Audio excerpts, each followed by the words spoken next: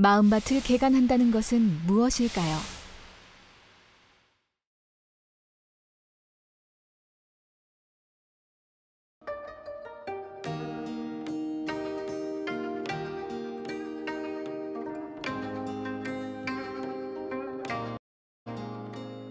더러는 좋은 땅에 떨어짐에 혹 100배, 혹 60배, 혹 30배의 결실을 하였느니라.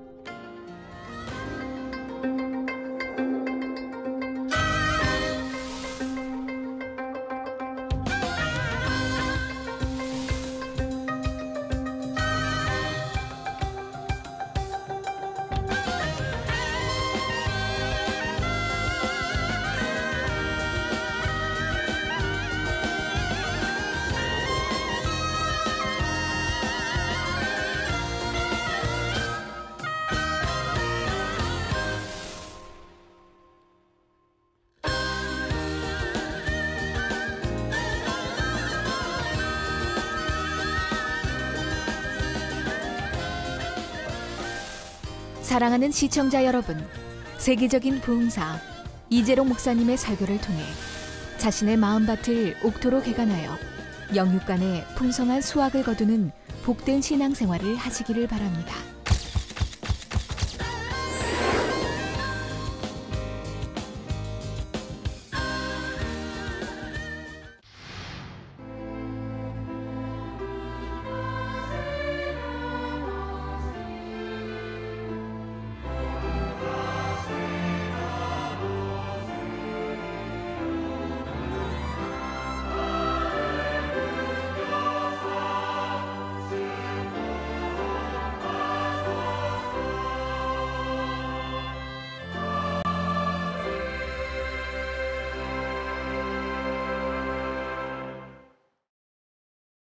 은혜 받으실 성경 말씀 봉독해 드립니다. 마태복음 13장 3절에서 9절까지입니다. 봉독하겠습니다. 예수께서 비유로 여러 가지를 저희에게 말씀하여 가라사대 씨를 뿌리는 자가 뿌리러 나가서 뿌릴새 더러는 길가에 떨어짐에 새들이 와서 먹어버렸고 더러는 흙이 얇은 돌밭에 떨어짐에 흙이 깊지 아니하므로 곧 싹이 나오나 해가 돋은 후에 타져서 뿌리가 없으므로 말랐고 더러는 가시떨기에 떨어짐에 가시가 자라서 기운을 막았고 더러는 좋은 땅에 떨어짐에 혹 100배, 혹 60배, 혹 30배의 결실을 하였느니라. 귀 있는 자는 들으라 하시니라. 아멘.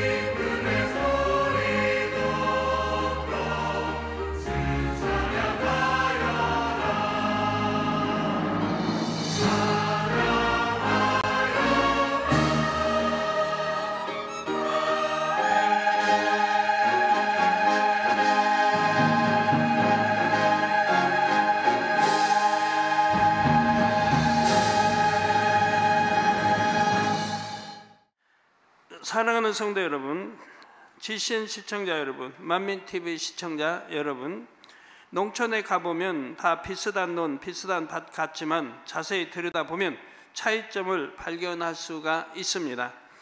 잡초 하나 없이 잘 가꿔진 밭이 있는가 하면 잡초가 무성해서 잡초밭인지 채소밭인지 구분이 잘 안 되는 밭도 있습니다. 벼만 자라는 깔끔한 논도 있지만 벼논인지 피논인지 헷갈릴 정도로 벼 사이사이에 피가 무성한 논도 있지요. 그러면 이런 차이는 어디서 올까요? 10중 8구는 논밭 주인이 어떤 사람이냐에 따라 차이가 생길 것입니다.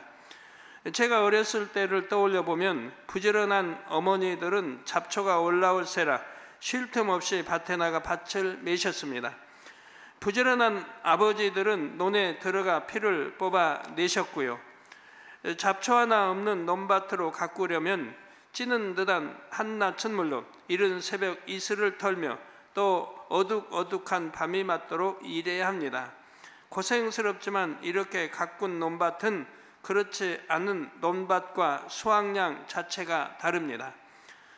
잡초는 채소나 곡물, 발육을 방해해서 수확량을 떨어뜨리기 때문입니다. 같은 넓이의 논밭이 있을 때 잡초가 무성한 밭은 수확이 훨씬 적지요. 얼마나 손해입니까? 그렇다면 여러분의 마음밭은 어떻습니까? 잡초가 무성해서 싹이 잘 자라지도 않고 열매도 맺지 못하는 그런 밭은 아닌지요? 만약 그런 분이 있다면 이 시간을 통해 마음밭의 잡초를 다 뽑아내시기를 바랍니다. 잠언 28장 19절에 자기의 토지를 경작하는 자는 먹을 것이 많으려니와 방탕을 쫓는 자는 궁핍함이 많으리라 말씀하십니다. 실컷 잠자고 쉬는 농부가 아니라 열심히 땀 흘려 일하는 부지런한 농부가 되셔서 밭을 옥토로 가꾸시기 바랍니다. 그러면 분명히 밭에 뿌린 씨마다 풍성한 열매를 맺을 것입니다. 여러분 모두 마음밭을 부지런히 경작해서 이 땅에서 부유한 삶을 사시고 천국에서도 큰 영화를 누리며 사시기를 주님의 이름으로 축원합니다. 사랑하는 성도 여러분, 지난 시간까지 길가밭과 돌밭에 대해 말씀드렸고 오늘은 가시떨기밭에 대해 설명해 드리겠습니다. 가시떨기밭은 과연 어떤 밭일까요? 마태복음 13장 7절에 씨를 뿌리는 자가 씨를 뿌리니 덜어는 가시떨기 위에 떨어짐에 가시가 자라서 기운을 막았다고 했습니다. 가시떨기란 가시나무의 한 뿌리에서 여러 줄기가 나와 더부룩하게 된 그 전체를 가리킵니다. 씨를 뿌리다 보면 씨가 밭을 벗어나 밭 근처 또 가시떨기 위에 떨어질 수가 있죠. 씨가 길가에 떨어지면 아예 싹이 나지 않고 돌밭에 떨어지면 싹이 나도 이내 말라 죽습니다. 이와 달리 씨가 가시떨기에 떨어지면 싹도 트고 싹이 어느 정도 자라납니다. 길가밭이나 돌밭보다는 훨씬 낫지요. 그런데 결과적으로 열매를 맺지를 못합니다. 싹은 트지만 싹이 어느 정도 자라면 가시떨기에 막혀 더 이상 자라지 못하기 때문입니다. 마태복음 13장 22절에 예수님께서 가시떨기 밭은 과연 어떤 마음밭을 의미하는지 다음과 같이 설명해 주십니다. 자, 여러분 말씀 들으시면서 나는 돌밭인지 아니면 가시떨기 밭인지 아니면 길가밭인지 잘 분별을 하시면서 듣습니까? 아니면 내 밭은 돌밭도 좀 길가밭도 좀 섞였고 돌밭도 좀 섞였고 오늘 들을 말씀 가시떨기밭도 좀 섞였고 옥토도 조금 섞였고 그런 밭인지 분별을 잘 하셔야 돼요. 그래서 부지런히 옥토를 만들어 놔야 금년에 주시고자 한 축복들을 몽땅몽땅 받아나갈 수 있는 거죠. 가시떨기에 뿌리웠다는 것은 말씀을 들으나 세상의 염려와 재리의 유혹에 말씀이 막혀 결실치 못하는 자라 하셨지요. 길가밭은 말씀 자체를 받지 못합니다.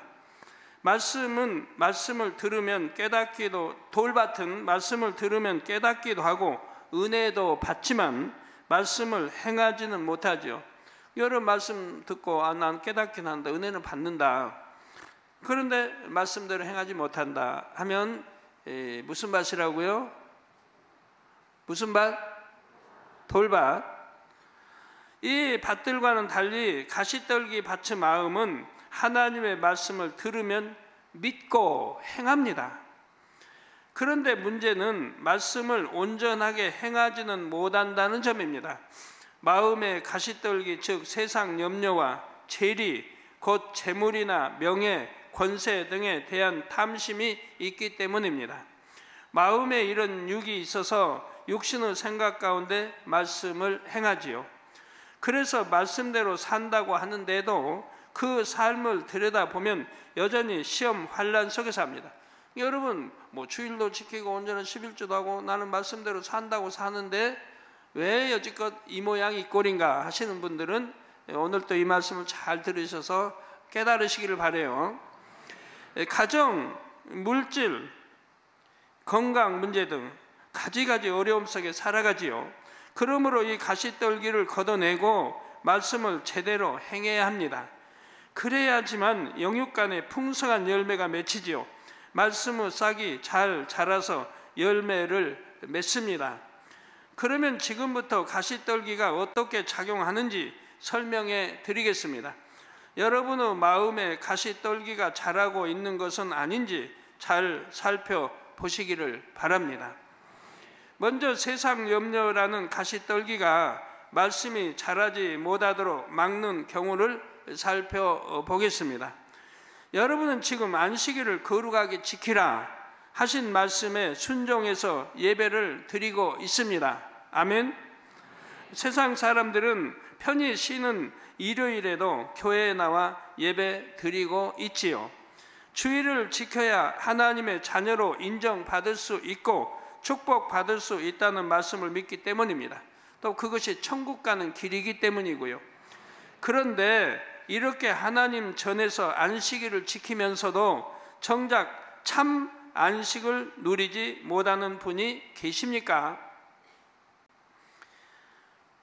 집안일, 사업터 걱정, 내일 출근할 걱정 등 육의 일들에 대한 염려가 끊임없이 밀려옵니다.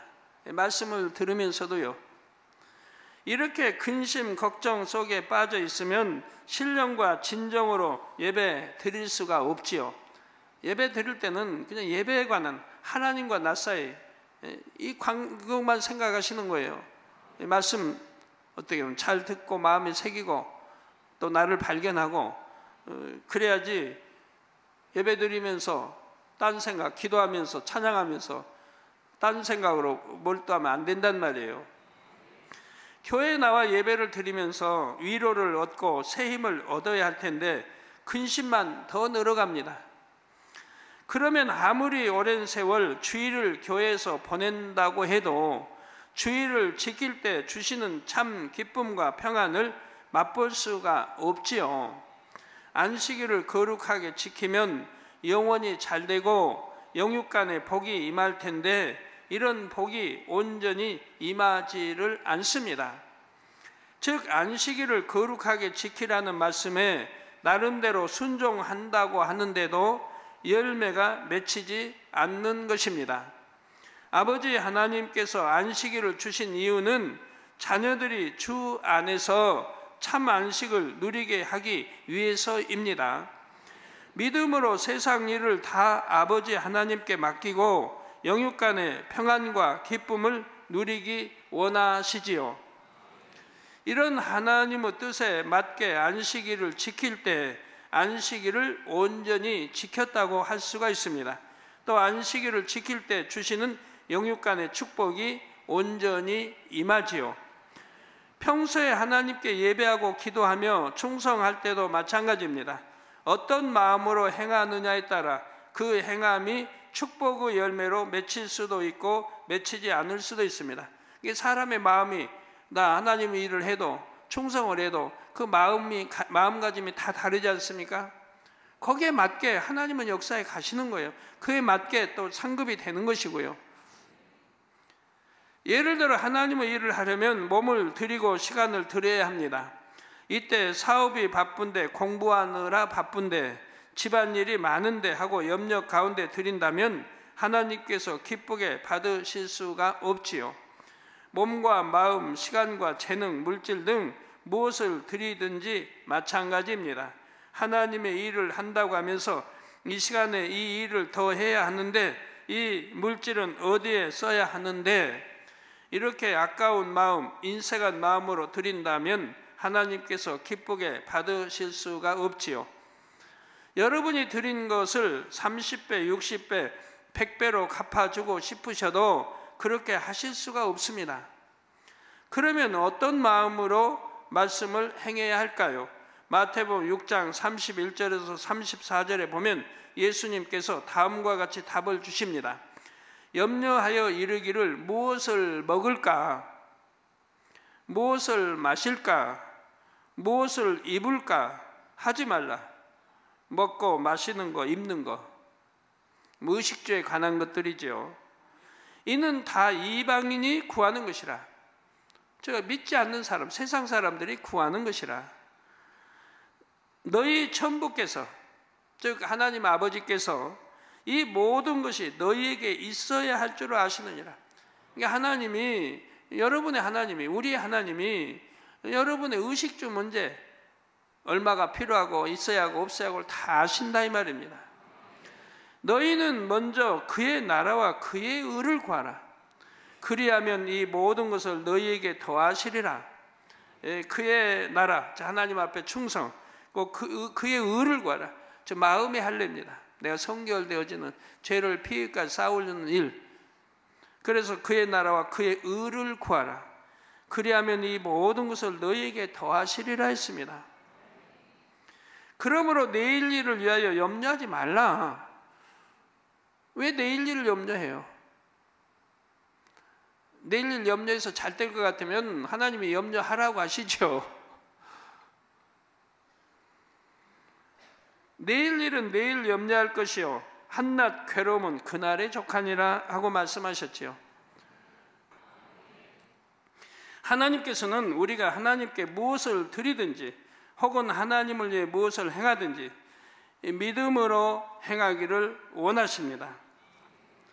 그러므로 내가 하나님의 일을 하면 하나님께서 내 일을 책임져 주신다는 믿음, 소중한 것을 드릴 때 더 귀한 것으로 갚아 주신다는 믿음으로 행해야 하지요. 골로새서 3장 1절에 너희가 그리스도와 함께 다시 살리심을 받았으면 위의 것을 찾으라. 거기는 그리스도께서 하나님 우편에 앉아 계시느니라 말씀합니다. 그리스도와 함께, 우리 주님도 십자가에 달려 사망 권세, 장사됐다가 사망 권세 깨뜨리고 부활하셔서 승천해 이제 하나님 보좌 우편에 계신다 이 말입니다. 그러므로 다시 살리심을 받았으면 우리도, 우리 주님이 아니면 죄사 사망 꼭 지옥으로 갈 건데 우리 주님 영접해서 죄사함 받고 다시 살림을 받았다 이 말입니다. 그래서 다시 살리심을 받았으면 위의 것을 찾으라. 그런 사람들이 하늘나라 백성이에요. 하나님의 백성이에요. 자녀들이에요. 그러니까 하늘나라의 법을 쫓아 살아야 되고 위의 것을 보고 살아야 된다 이 말입니다. 그러라고 우리 두 발로 걷게 하셨거든요. 우리 사람은 두 발로.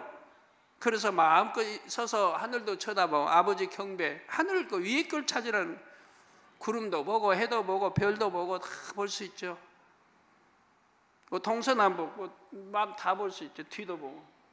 가만히 서서 앞도 좌우 다 볼 수 있고 밑 땅도 볼 수 있고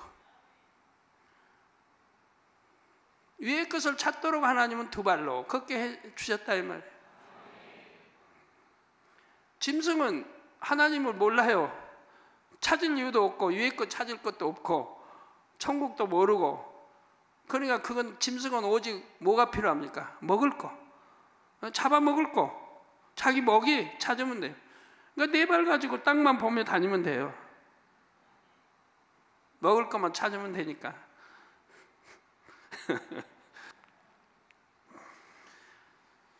그래서 위의 것을 찾으라. 거기는 그리스도께서 하나님 우편에 앉아 계시느라. 즉 우리 신랑 되신 분이 하나님 보좌 우편에 앉아 계신다. 우리 신부는 어디 가야 되겠어요? 당연히 우리 신부도 천국 갈 거 아닙니까? 그러나 더 예쁘고 곱게 단장 차른 사람, 영으로 온영으로 속 들어간 사람, 성결된 악의 모양도 없는 사람은 우리 주님이 가신 새 예루살렘에 들어가서 영원히 함께 행복하게 살 것이고요. 거기는 그리스도께서 하나님 우편에 앉아 계시니 우리 신부도 당연히 그런 영광에 참여하게 되지 않겠느냐 이 말입니다. 영화로우신 주님이 천국에 우리의 처소를 예비하시고 우리를 기다리십니다. 주님의 존귀한 자녀가 허물어질 유구 장막과 이 땅의 삶에 연연한다면 얼마나 어리석은 일입니까? 그러므로 이제는 세상 염려라는 가시떨기를 뽑아버리고 온전한 믿음으로 하나님의 말씀을 행하시기를 바랍니다. 앞전에 안식일에 대해 나왔죠. 여러분 안식일을 어떻게 지키십니까? 저는 안식일 날 안식일을 잘 지키면 뭐 복을 주신다. 뭐 당연히 복은 주시죠. 근데 뭐 축복을 주신다. 뭐 물질의 축복을 주신다. 이거른다 저런다 해서 안식일을 지키는 거 아닙니다. 하나님의 말씀이기 때문에 하나님의 명이기 때문에 저는 무조건적으로 지킵니다. 이익을 따지고 손해를 따지고 그러지 않아요. 아버지 말씀이니까 무조건 지키는 거라 이 말이에요. 누가 뭘 해도 저는 뭐 죽인다 해도 지킨다 이 말이에요. 그래서 옛날에 제가 초신자 때 참 기도 원장하고 돌 주스러 다닐 때 그때는 영동이란 도시가 없었어요. 서울에 영동이란 거 없었어요. 그냥 과수원이고 산이었지. 그러면 그 산을 그냥 폭파해요. 돌산들이에요. 돌을. 그러니까 폭파하면 돌들이 이제 이렇게 다이너마이트 폭파하면 잔돌로 나오죠. 그걸 줍는 거예요. 줘서 한 무더기를 해놓으면 700원. 맞아요? 기도는 네. 700원. 열심히 주워 모으면 이제 한 무더기 모으죠. 700원. 700원 벌기 위해서 아침 일찍 새벽에 나와요. 새벽밥 먹고 나와서 차 타고 영동까지 그까지 와서 도시락 하나 싸가지고 와서 뭐 없어요. 나무 하나 없어요. 그림자가 없어요. 그냥 햇볕 내에서 노출돼서 거기서 하는 거예요. 그러니까 저녁까지 전 7시까지 그렇게 돌 줍고 들어가요. 그래 그거 가지고 그날그날 먹고 살아요. 뭐 방세도 줘야 돼. 그런데 반가운 소식이 왔어요. 전에도 말씀드렸습니다만 저희 가족 중에 저희 반가운 소식을 알려줘요. 나 우리 집에 와서 지배인을 해다오. 지배인을 해주면 집도 주고 월급도 주고 기도원장 음식 소식 좋으니까 또 기도원장도 좀 더 거들어주면 월급 주고 부채 다 갚아주고 그럴 테니까 와서 일을 해다오. 지배인을 해다오. 오라니까 갔죠. 했더니 그렇게 지배인을 해달라고 그래요. 뭐 이제 그게 이제 집에 무슨 지배이냐면 뭐 호텔 지배인은 아니고 요정 지배인은 요정. 큰 요정인데 서울대학교 교수 또 이제 별 장성들 이런 분들 드나드는 이제 큰 요정이에요.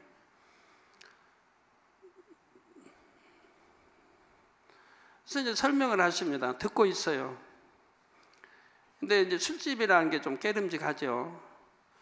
그래서 조건은 너무 좋은데 부채금은 다 갚아버리고 이제 돈 걱정, 의식주 걱정 안 하고 살 수 있을 때인가.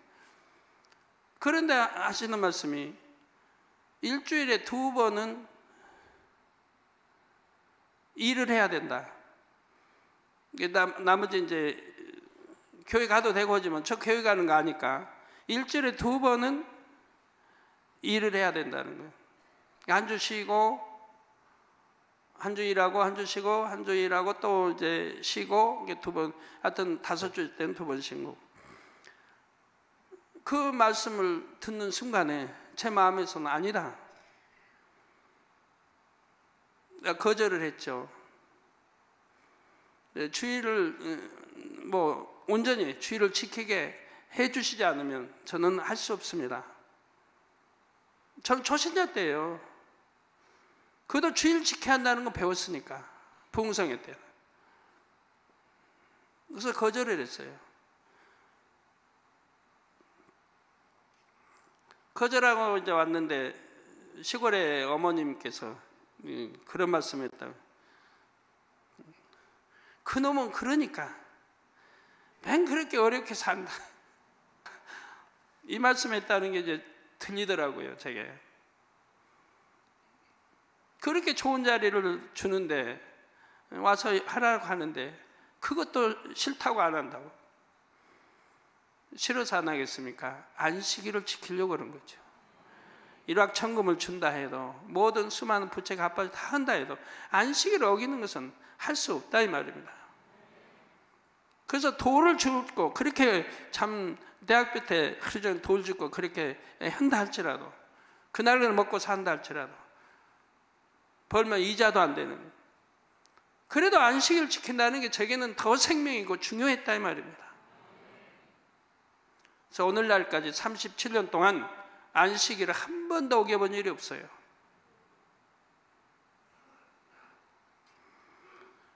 그러니 하나님과 저 사이가 어떻게 되겠습니까? 이런 거 하나하나 통과할 때마다 하나님과 저 사이 신뢰관계가 계속 쌓이는 거예요. 통과할 때마다 신뢰관계가. 그래서 지금은 100%의 신뢰관계가 이렇게 쌓였기 때문에 무엇이나 저에겐 주시는 거예요.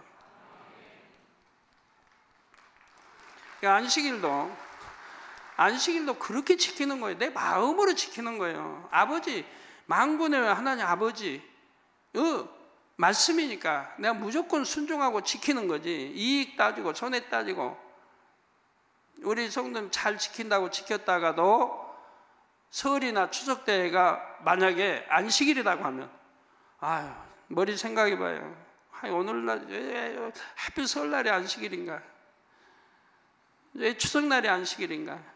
오늘은 다른 때보다도 몇 곱 돈을 더 벌 수 있는데 그만 가기면 오늘만 눈 딱 감고 열자. 그러면 그동안 지켰다는 안식일이 마음 중심에서 지킨 건 아니잖아요. 내가 돈을 많이 벌 수 있다고 하니까 안식일을 어기더라 이 말입니다. 그러면 안식일을 어길 마음이지, 참으로 아버지 말씀이니까 내가 순종해 드린 건 아니라 이 말입니다. 그런 마음으로 앉아서 예배를 드린다고 해봐요. 정말 신령과 진정으로 예배가 드려지겠는가? 오늘 문 열면 돈 더 많이 벌 수 있는데 안식일에 내가 할 수 있는 문 닫고 왔다. 이렇게 생각할 거고, 온갖 잡념이 다 예배 시간에 들어올 거 아니에요? 그러니 어떻게 신령과 진정으로 안식일을 참으로 지켰다 할 수 있습니까? 성도 여러분, 하나님 말씀대로 안식일도 정말 중심에 지키고, 언제나 11조도 중심에서 하고, 온전한 11조는 중심에서 안 해도 돼요. 그건 시험해보라 했으니까. 그러지만 온전하게 드리고 다 이 말씀대로 산다면 금년 축복에 마음껏 축복받아 영광 돌릴 수 있죠. 그냥 온전히 믿는다면 염려, 근심, 걱정이 되지를 않는다 이 말입니다.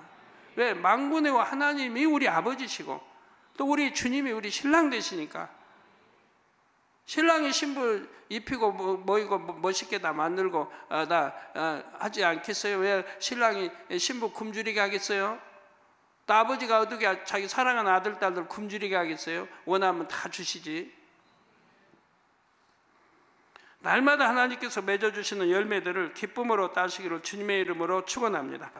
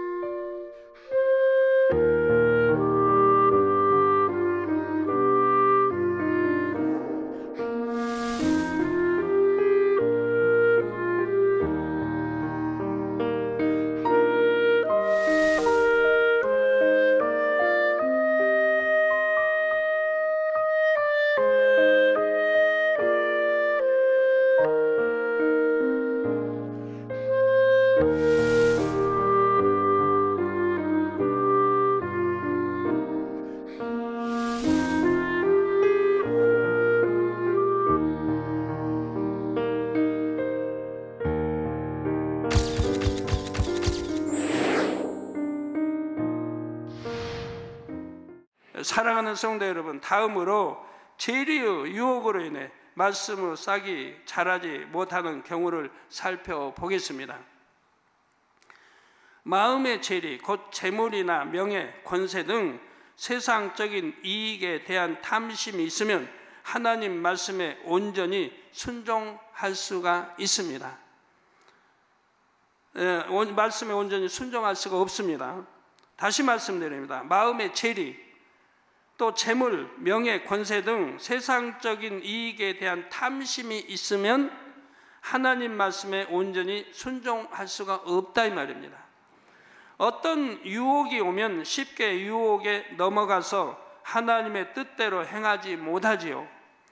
예를 들어 우리 성도님들은 하나님께서 주시는 축복을 사모하십니다.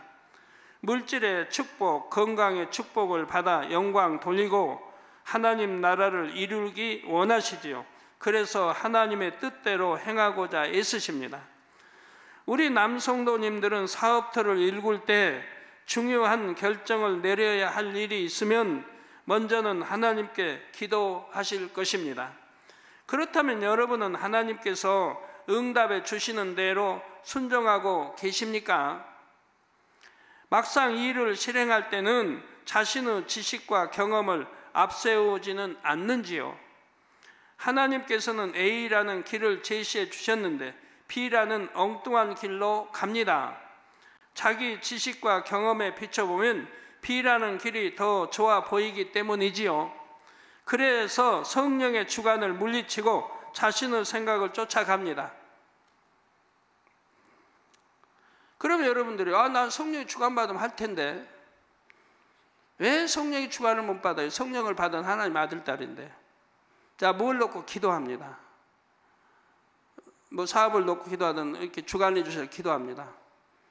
기도는 해놓고 주관도 받기 전에 자기 생각이 동원돼서 해 나가는 거예요. 뭘 사업을 하다 뭐 시작하려면 그만큼 기도 시간도 있고 준비도 해야 하는 거 아니에요? 그러니까 하나님은 분명히 때가 되면 주관하시는 거고, 근데 때가 돼서 주관 받을 그 때까지 기다리지를 못한다 이 말이에요. 그렇게 행해버린다 이 말이에요. 자기 생각대로 해버린다 이 말이에요. 기도해놓고, 기도는 실컷 해놓고는 주관 올 때까지 기도해야 되는데 주관도 받기 전에 그렇게 해버린다 이 말이에요.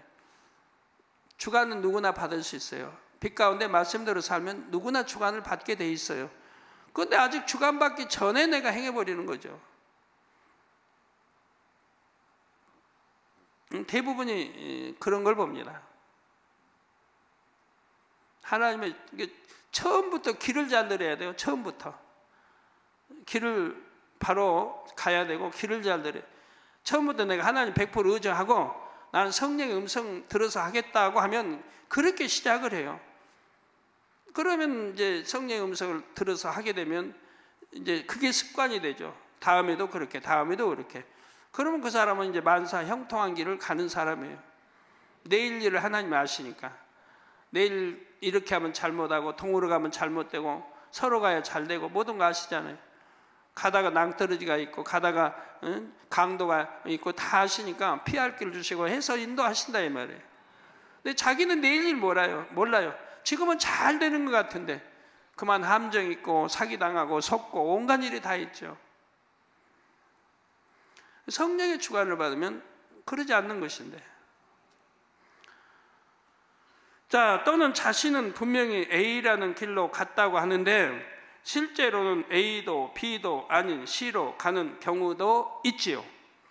아무리 순종할 마음이 있어도 육신의 생각이 가득하면 하나님의 말씀에 온전하게 순종할 수가 없기 때문입니다.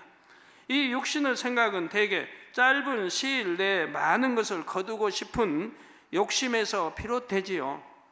사업도 그러고요. 진득하게 좀 기도해서 응답받아 하려고 못하고 마음이 급한 걸.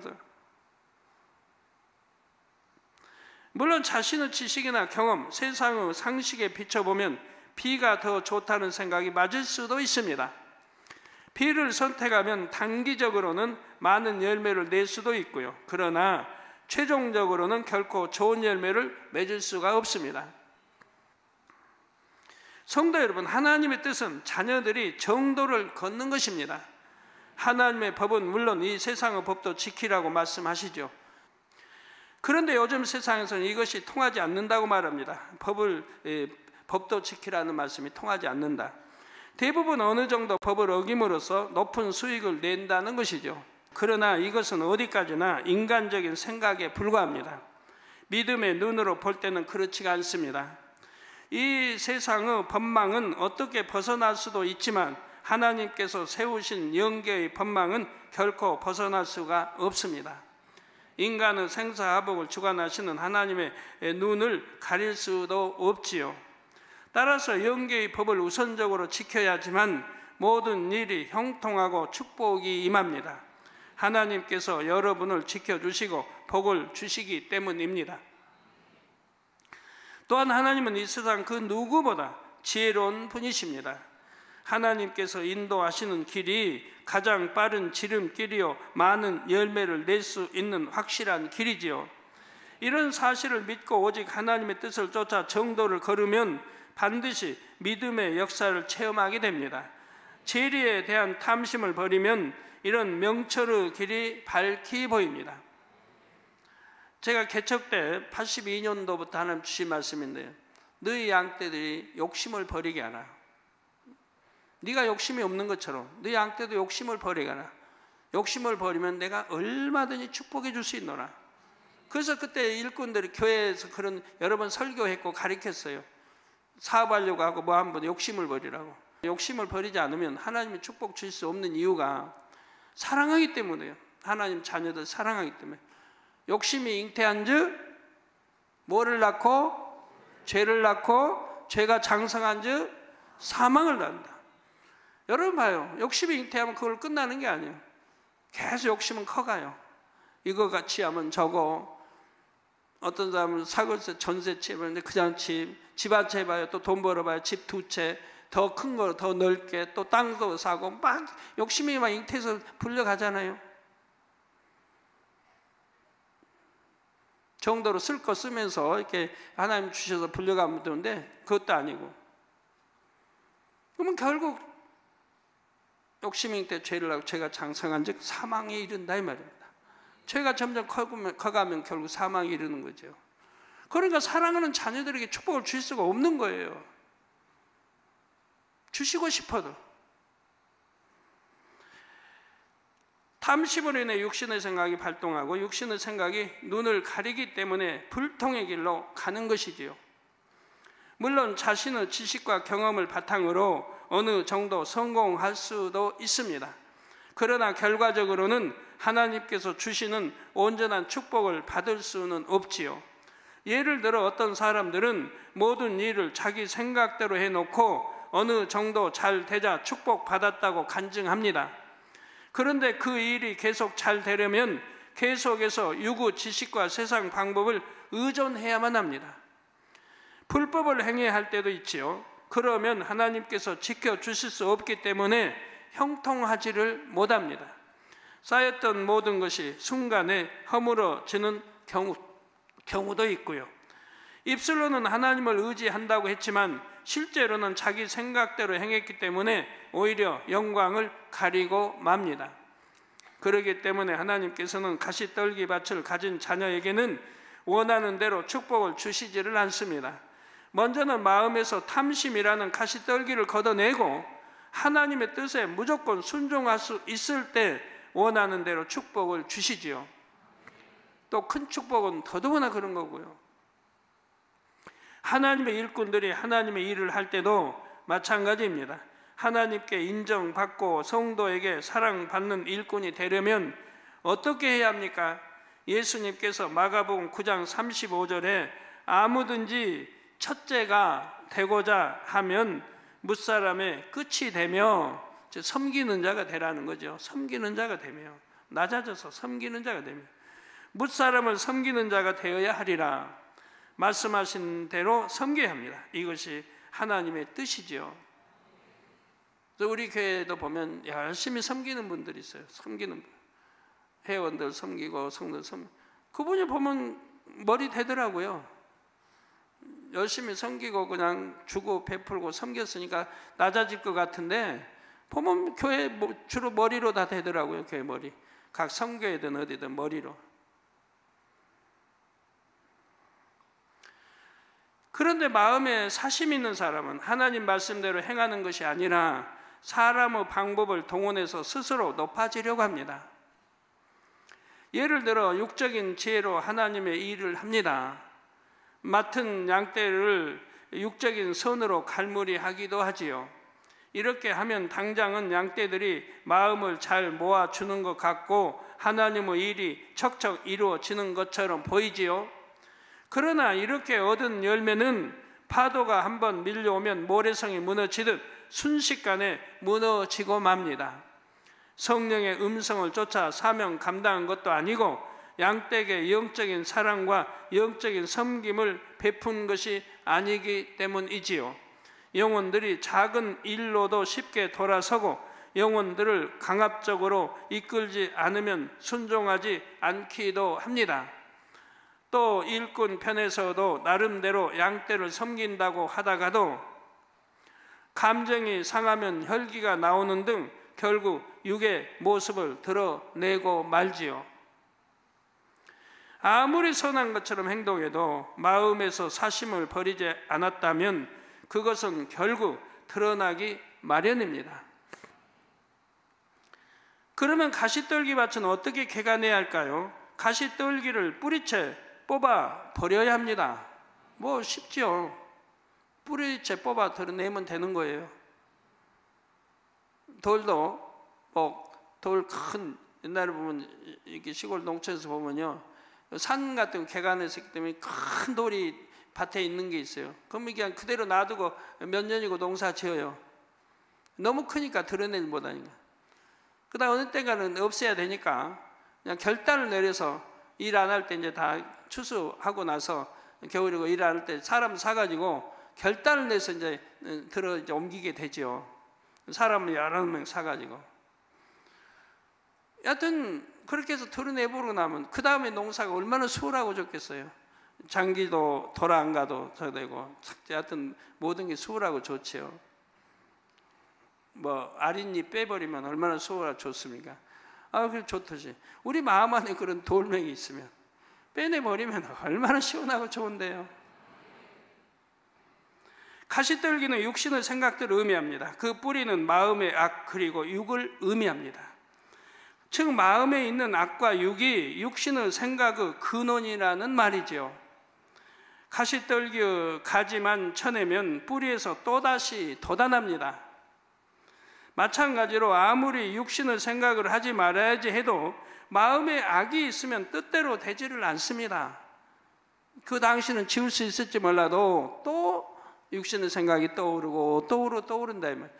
내 마음의 악을 빼내 버릴 때 육신의 생각이 사라진다 이 말입니다. 여러분 누구를 미워하는데 참 뭐 여하튼 원수도 아닌데 왜 이렇게 원수처럼 미워하는지, 누굴 미워하는데 여러분 마음에서 미움을 빼내 없앴다고 해봐요. 미움을. 그러면 봐도 미움이 갈까요? 생각이 떠오를까요? 사랑이 떠오르죠. 사랑하고 싶은 마음. 왜? 내가 사랑함으로 미움을 빼냈으니까. 미움을 버리자. 저 보면 그냥 또 저 싫은 사람 또 온다. 아이고 안 미워해야 되는데 뭐 미움을 버리자 한다고 버려지나요? 반대로 내가 사랑을 줘야지. 사랑이 안 가도 실천해봐요. 사랑을 줘봐요. 먹을 것도 주고 내가 먼저 말하고 뭐 이렇게 해서 사랑을 공급해 줘봐요.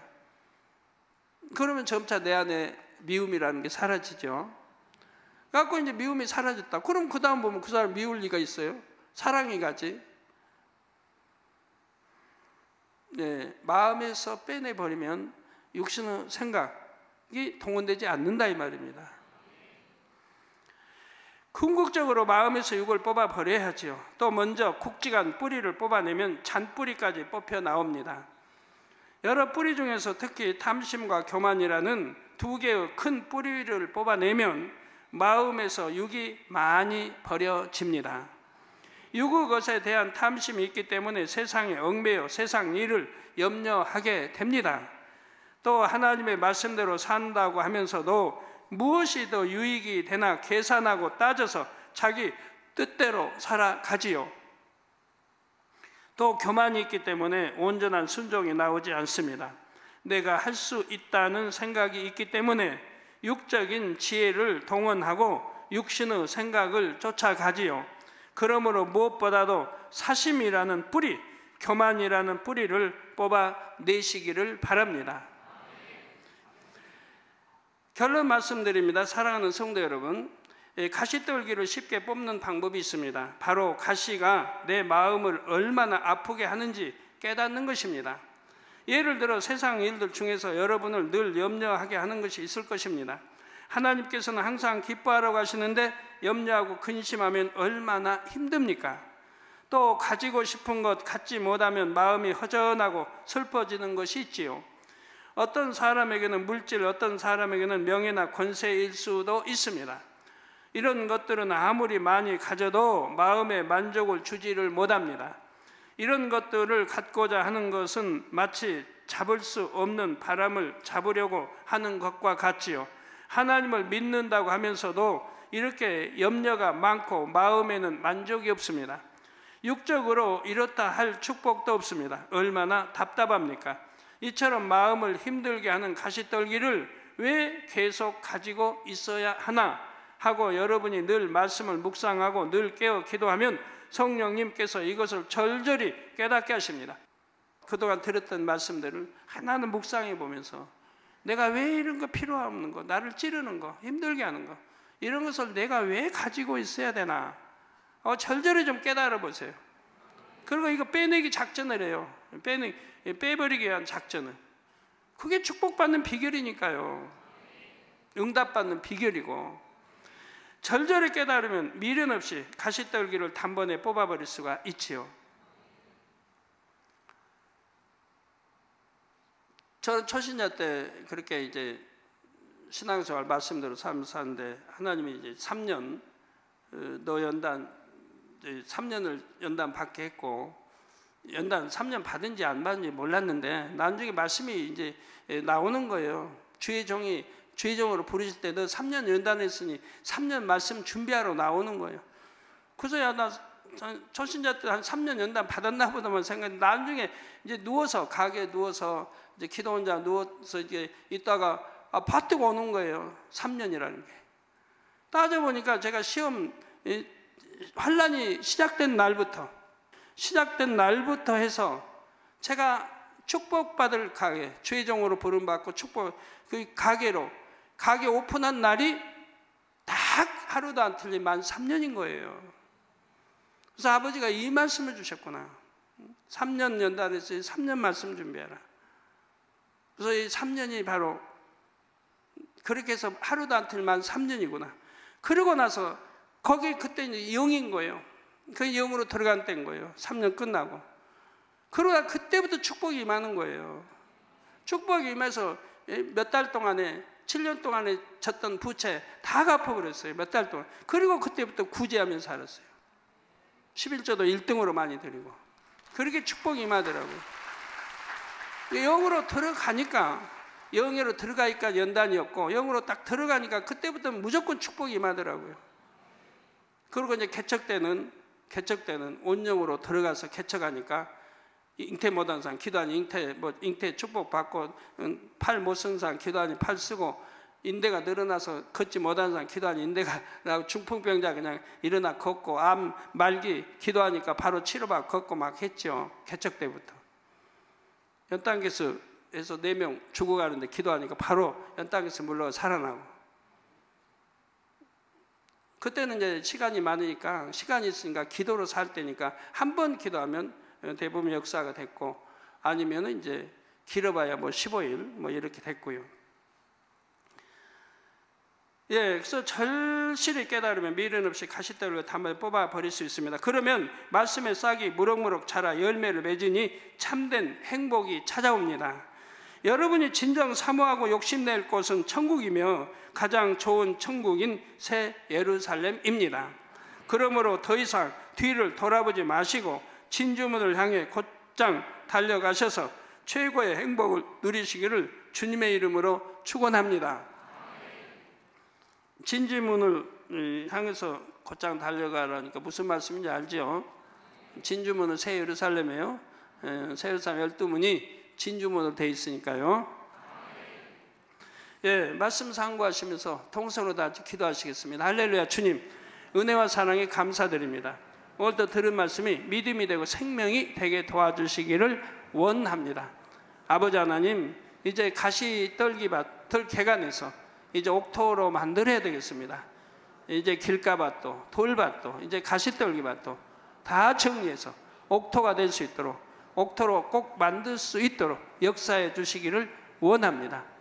주여 감사합니다. 우리 주 예수 그리스도의 이름으로 기도하옵나이다. 아멘.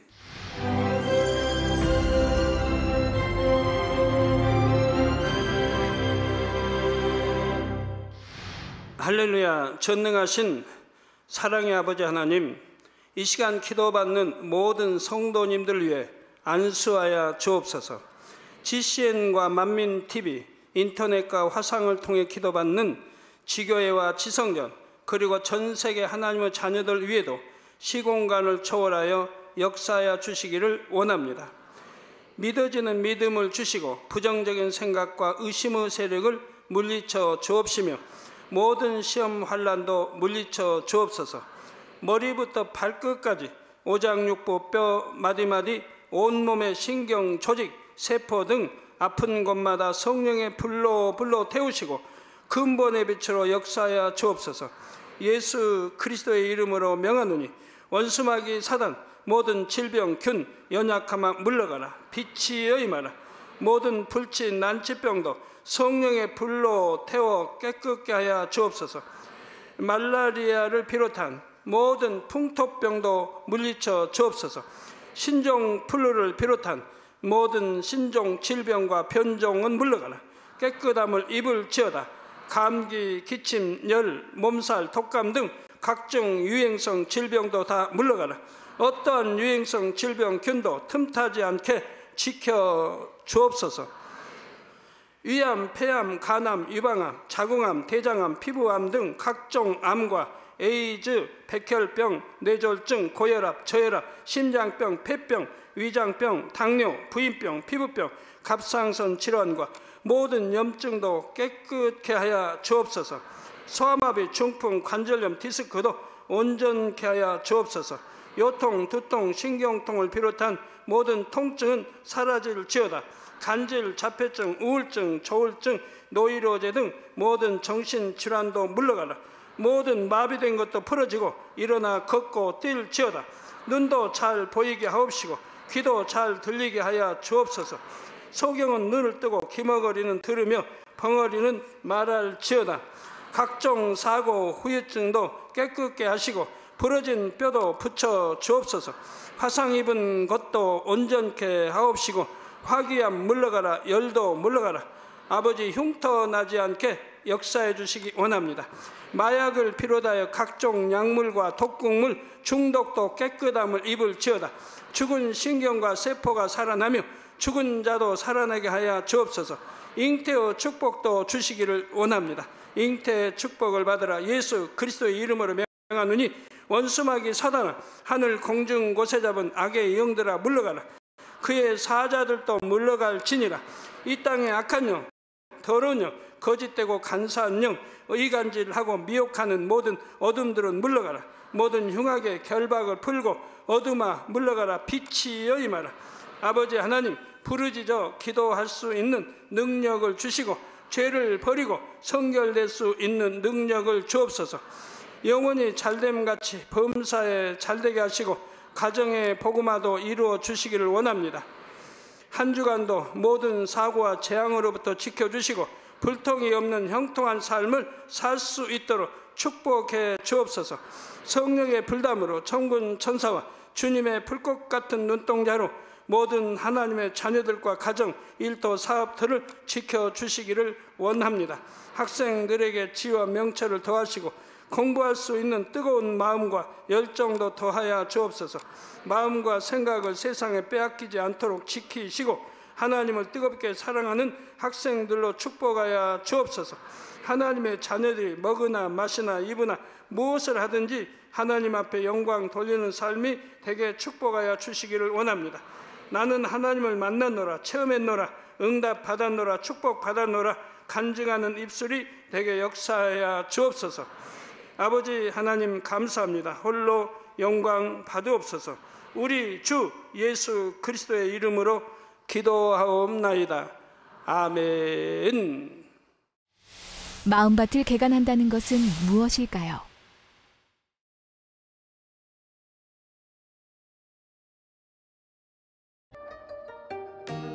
마음밭을 개간하기 위해서는